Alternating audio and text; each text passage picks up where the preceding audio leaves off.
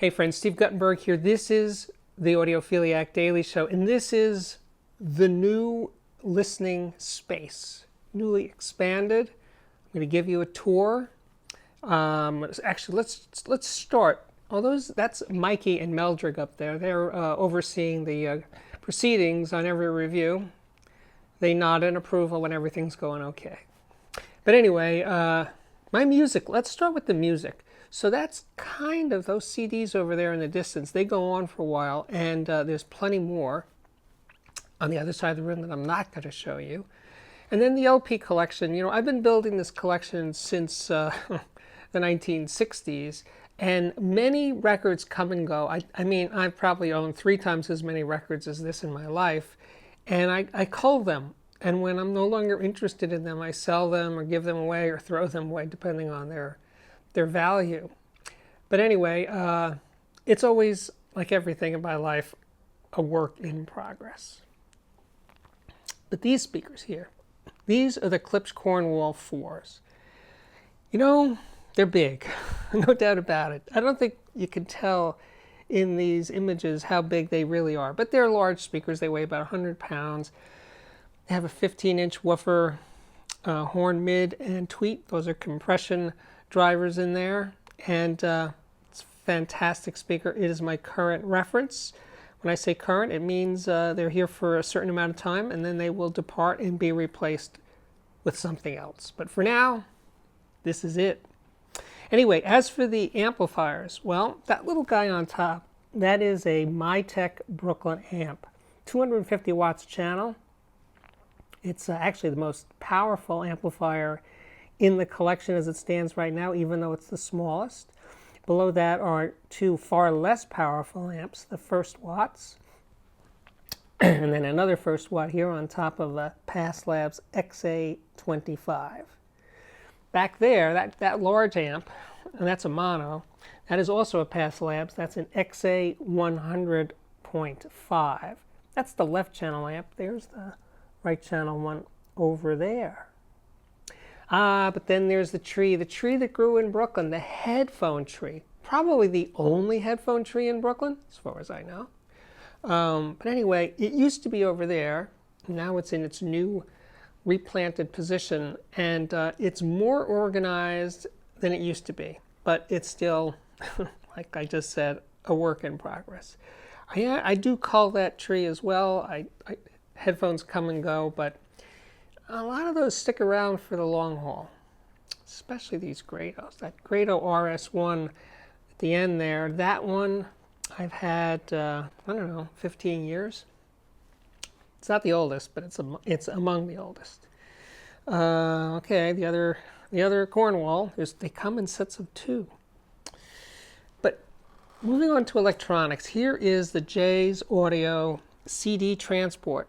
Probably the best CD transport I've ever had here. And then below that, Passlabs XP30 preamp. It's a 3-box affair.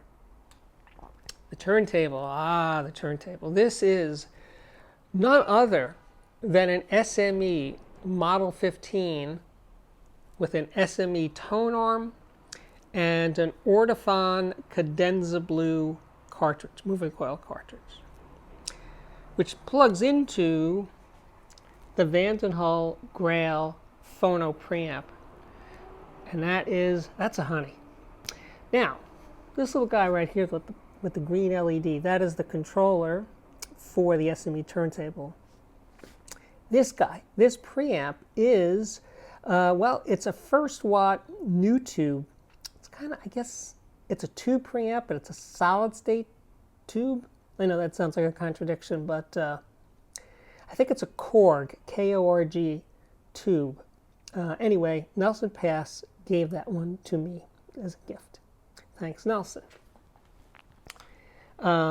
This is none other than, you've seen this in a bunch of my reviews of late, this is the Deckware Zen Triode 2.3 watts per channel amp, my component of the year for 2020. And here at the bottom of the pile, not to say it's the least important, but it is the Denafreps Terminator DAC. my current reference DAC. Now, here we are in the new part of the space. This is what I'm calling the south wing for now. And there you see the Klipsch RP600M, my speaker of the year for 2019. You know what? It's only gotten better. My respect for this little speaker has grown in these 2 years, and wow, it's amazing. I think they're around $500 a pair right now. This isn't the pair. This isn't the original pair. The original pair that I reviewed was at the CNET office. This pair was sent to me recently, so I have a reference pair at home, and I intend to use it on many reviews I already have. And like I said, it just gets better and better and better. Which leads me to say, if you're just starting on the audiophile journey, and you're looking for a speaker and you're into dynamics and life in your sound as opposed to, let's say, ultimate neutrality or transparency, those are different things that this speaker doesn't excel at, but in terms of fun and dynamics and excitement, hard to beat for $500. Yeah, the Klipsch RP600M is the one to get. Now, there's a TV over there, but it's being covered by these GIK Acoustics diffuser panels. These are diffusers. They're not absorbers. They scatter sound that's bouncing off of them. Now, behind that RP600M, that is an absorption panel, and I bought it on Amazon. I don't remember the name of the company, but I will link to it. Those are $59 each. They're 4 feet tall. The GIK panels, they are about $50 a piece, plus shipping. So I ordered 4 more GIK panels. So I have all 6. Well, 2 are always going to stay on the TV when I'm not watching TV. And the other 4 are going to be mounted on the wall, along with these absorber panels. So they're not going to stay on the floor. They're going to go up on the walls and do their magic up there. Okay, so then below the TV is the Mytek Brooklyn DAC, Oppo Blu-ray player, Schiit Bifrost multi-bit, and the Denon PMA 600NE integrated amplifier. That's kind of my reference budget integrated. It's about $450 right now, I believe. And then to its right is, I'm not ignoring it, I'm just putting there as a temporary place. That is a Schiit Agir power amplifier. And then moving over to this end of the room, more CDs. These are the ones I'm playing like in heavy rotation right now. And then that's the Dynaudio Heritage Special. I just reviewed it recently. It is the best sounding Dynaudio speaker I have ever had here in my home. Very, very special speaker. And this one was also recently reviewed. This is the Graham Chartwell LS6, a very British sounding speaker. Very warm, very, well, inviting, sweet, pretty, luxurious. It's just really, really wonderful. Makes everything sound nice. Accurate? No, not really. But very, very pleasant to listen to. And this guy, yeah, this was reviewed very recently. This is the Gato Amp 150. It's an integrated amplifier made in Denmark, like Dynaudio.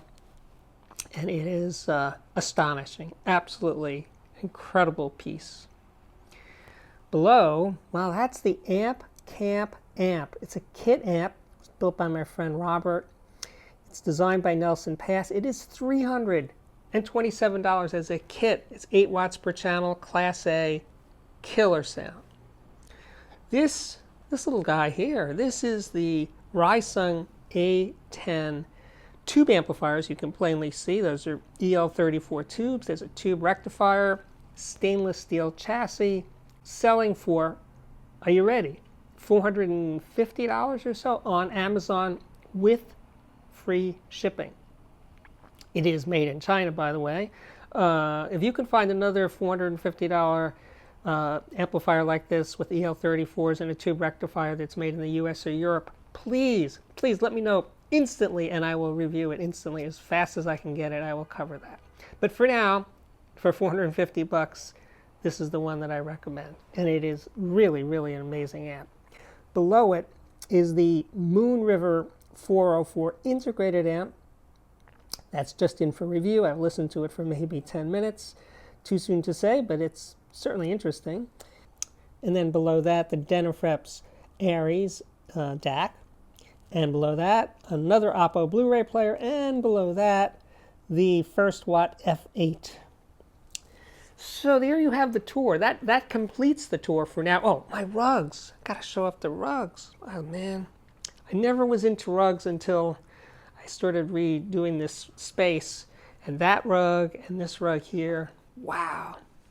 I just love them. I stare at these rugs. Yeah, if you have bare wood floors or tile floors, you're doing it wrong. You need to have something in front of your speakers to absorb some of that first bounce. Now, a rug is not going to, it's not like being in an anechoic chamber. It's not going to absorb all the sound bouncing off the floor, but it'll absorb some.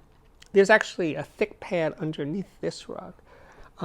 So if you haven't explored what a rug can do in front of your speakers or carpeting, I'd like you to try this quick little experiment. If your floors are bare, just take some towels or maybe a blanket and put it in front of each speaker and listen and see if that sharpens up your imaging, center focus, that sort of thing.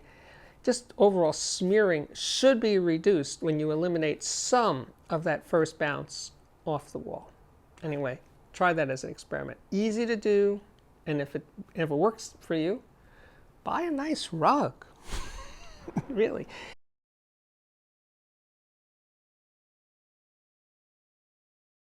I don't want to finish this episode without doing a quick little music review of Cecil Barfield. This record right here, I'm showing it right now. He is a blues man. He is the real deal blues man. He's not a rock star. He's not riding around in limousines, or he wasn't. He's not alive anymore. But the guy is, you know, a farmer in Georgia. He was born in 1922. He's hitting his acoustic guitar as hard as he can. He's just singing from the bottom of his soul. And I was touched. So anyway, I heard this record on Mark Maron's IGTV stream. And he talks and talks and talks, Mark does. And he plays records, and he's right on top of his microphone. He's right on top of his camera.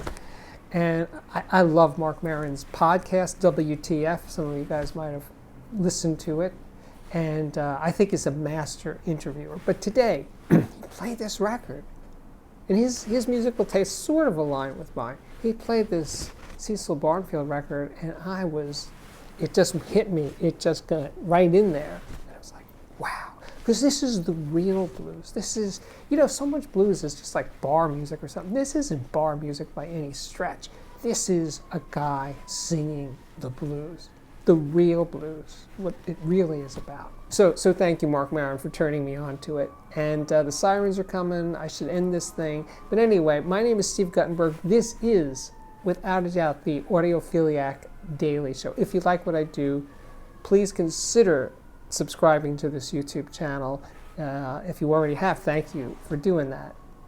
And if you like what I do even more, you want more, well, check out the Patreon at patreon.com/audiophiliac.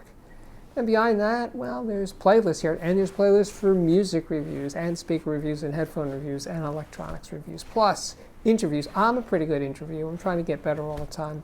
Interviews with plain folk audiophiles and also the superstars of the audio universe. Right here on the Audiophiliac Daily Show. So thank you again for watching, and I really do hope to see you back here again very, very soon. Bye-bye.